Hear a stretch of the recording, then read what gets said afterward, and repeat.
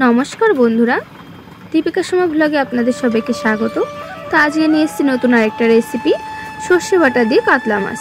তো চলুন রেসিপিটা পুরো দেখা যাক। তো শুরুতেই আমি দেখুন কাতলা মাছগুলো ভালো করে ধুয়ে রেডি করে নিয়েছি। এবার আমি আলাদা করে সর্ষেটা বেটে নিয়েছিলাম অলরেডি, সেটা এখানে পেস্ট করা রয়েছে। এবার আমি মাছটা ভেজে নেব। তার আগে মাছে আমি লবণ আর হলুদ দিয়ে ভালো করে মাছটা মিক্স করে নিচ্ছি।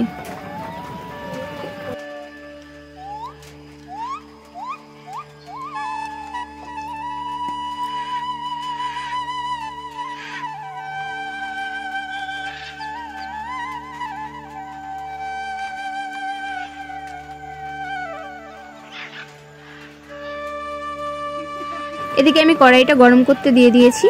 তো কড়াইটা গরম হয়ে গেছে, এখন আমি এর মধ্যে কিন্তু তেল দিয়ে দিচ্ছি।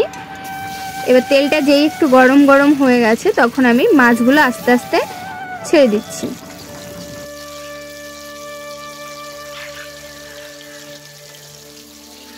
তো মাছটা আমি ভালো করে উল্টে পাল্টে ভেজে নিচ্ছি।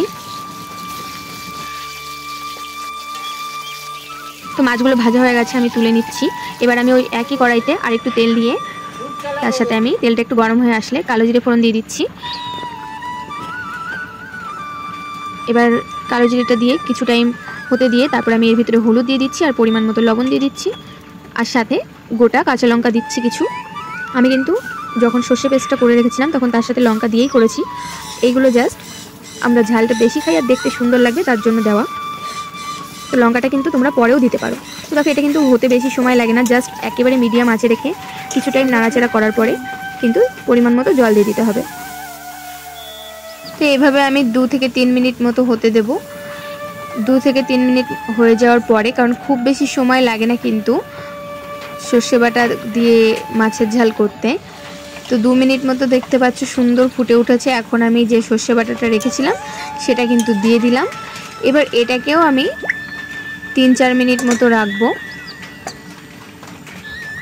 মিডিয়াম আঁচে রেখেছি। তো দেখো খুব সুন্দর কিন্তু ফুটে উঠেছে।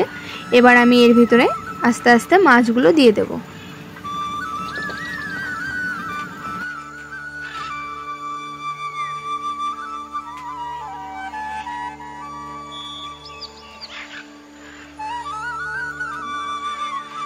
তো আমাদের বাড়ি যেহেতু সদস্য সংখ্যা কম, তো এই জন্য মাছের পরিমাণটাও কম।